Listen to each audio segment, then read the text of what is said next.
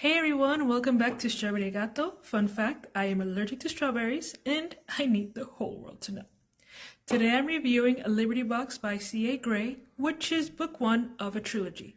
If you love clean dystopian books, good, cause I apparently adore them. And we'll be reviewing several on this channel.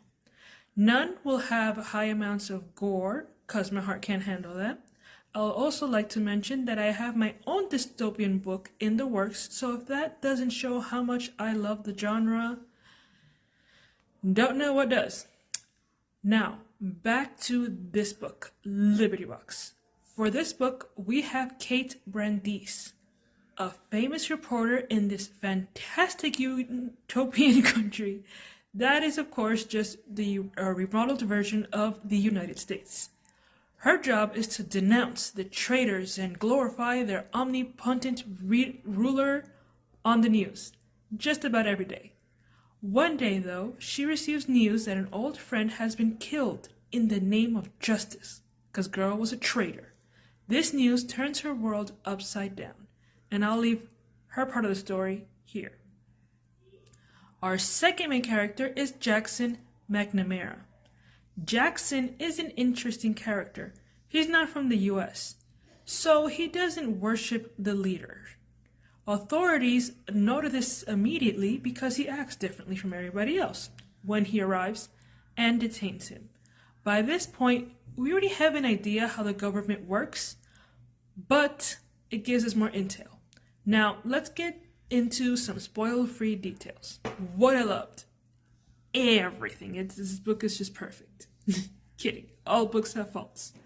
I love the setting. I love the plot. I love how things go unraveling organically. Now, for my favorite moment, I'd like to read this passage that gives us an idea of how the book works. Ready from some acting? Let's go.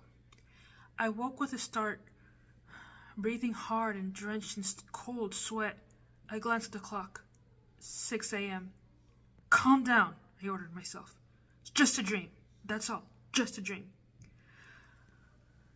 But it had a funny detail to it, like deja vu. Maybe I've had that dream before, I thought. But if that was the case, why? Why repeat that particular dream? On a sudden impulse, I reached over and turned on the lamp by my bedside. Stretching out my arm, I inspected the flesh in the crook of my elbow one more time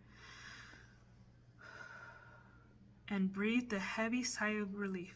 No scar.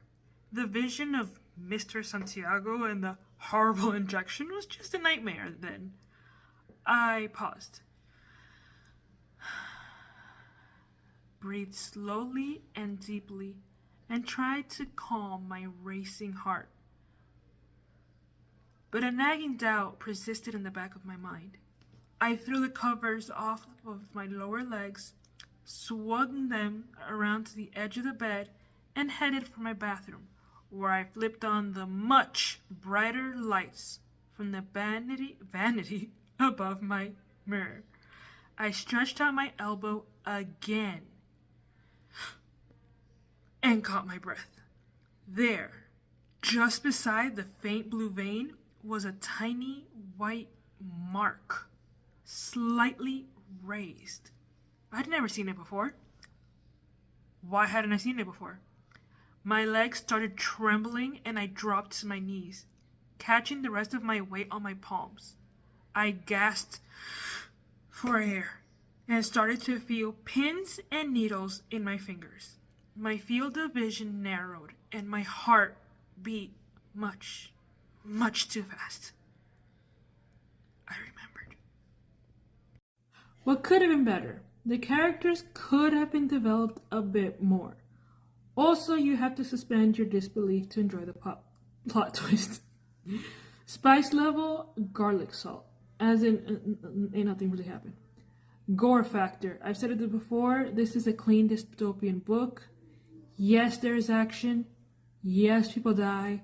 However, it's barely medium well done. Despite being a dystopian book, it focuses on mind over matter, literally. Swear word count, low. Overall, I'd rate The Liberty Box by C.A. Gray 5 out of 5. I will at one point be buying the other two books. I did get this one for free, remember that. And I highly recommend that if you like clean dystopian books, to get this one. Also, if you're a fan of The Host. I know some people criticize that book because it was written by Stephenie Meyers, but it's not that bad, honestly. So, thank you for watching this video. Don't forget to like and subscribe so you can watch my next review, which is also a dystopian.